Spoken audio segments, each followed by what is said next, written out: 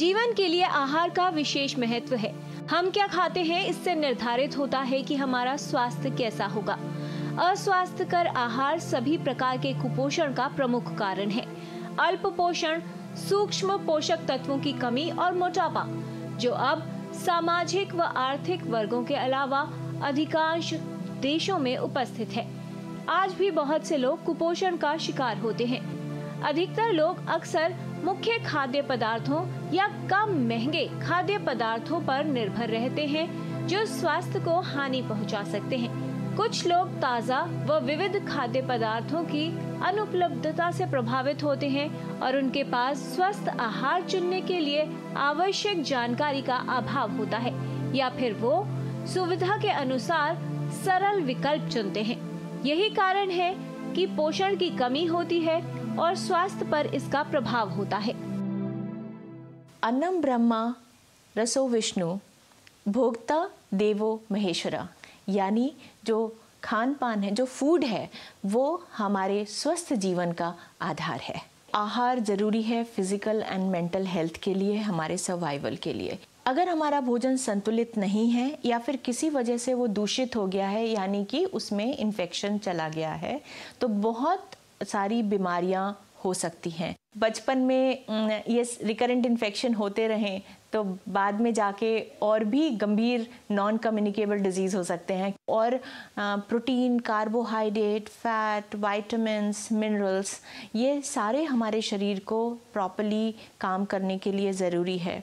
अगर किसी भी चीज़ की डेफिशिएंसी होती है तो जो मेटाबॉलिक प्रोसेसेस हमारे बॉडी में, हमारे सेलुलर लेवल पे चल रहे हैं, उनमें ब्रेक आ जाता है या फिर वो सही तरीके से नहीं चल पाते और उसकी वजह से भी बहुत सारी बीमारियां हो जाती हैं। अव्यवस्थित रूप से आहार लेने के कारण शरीर को पूर्ण पोषण नहीं मिल पाता और कई तरह की समस्याएं उत्पन्न होने की संभावना रहती है। रोग और संक्रमण होने का खतरा बढ़ जाता है। कुपोषण एक बड़ी समस्या है जिसके परिणाम गंभीर हो सकते हैं। रोगों से बचाव और स्वस्थ जीवन के लिए आहार पर ध्यान देना आवश्यक है। पोषण का महत्व सभी आयु के लोगों के लिए होता है और आयु के अनुसार पोषण की आवश्यकता अलग होती है। किस प्रकार के भोजन का चुनाव हम करते हैं, उसे किस विधि द्वारा पकाया जाता है और कैसे ग्रहण किया जाता है, ये सभी बातें भोजन की गुणवत्ता को प्रभावित करती हैं। बच्चे, गर्भवती महिलाएं और वयस्क, इन सभी के लिए पोषण के अलग अलग मानक तय किए गए हैं। इन्हीं मानकों के अनुसार व्यक्ति को अपने भोजन में पोषक तत्वों को सम्मिलित करना चाहिए।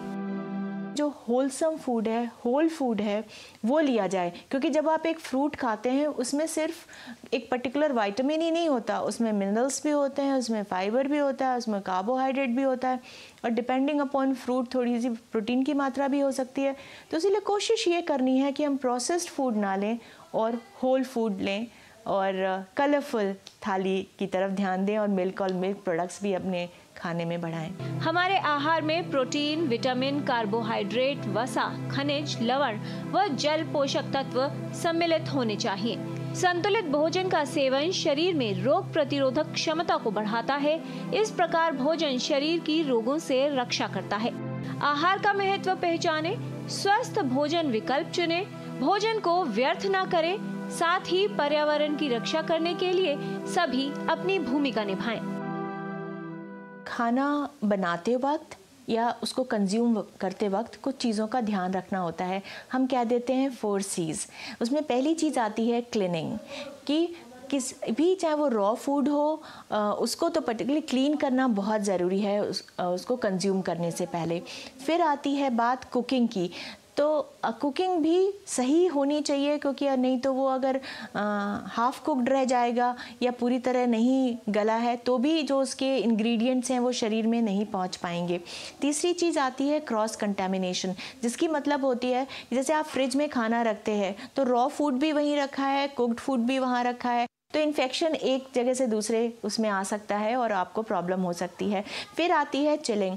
कई बार ऐसा होता है कि जो खाना है वो फ्रिज में रख दिया जाता है और बाद में इस्तेमाल करते हैं। तो रेडी टू ईट फूड जो होते हैं यूजुअली वो प्रॉपरली रेफ्रिजरेटेड होने चाहिए, टेम्परेचर मेंटेन होना चाहिए फ्रिज का, जिससे कि जो उसमें इन्फेक्शन है, कुछ बैक्टीरियाज हैं, वो प्रोलिफरेट नहीं हो पाएंगे। तो अगर आप संतुलित खाना खाते हैं, समय से खाना खाते हैं, बहुत रेगुलरली अपने मील्स को मिस नहीं करते हैं और खाने में वाटर भी आता है, तो पानी वाटर की इनटेक भी एडुकेट होती है, तो आप अच्छे दिखेंगे और हेल्दी रहेंगे।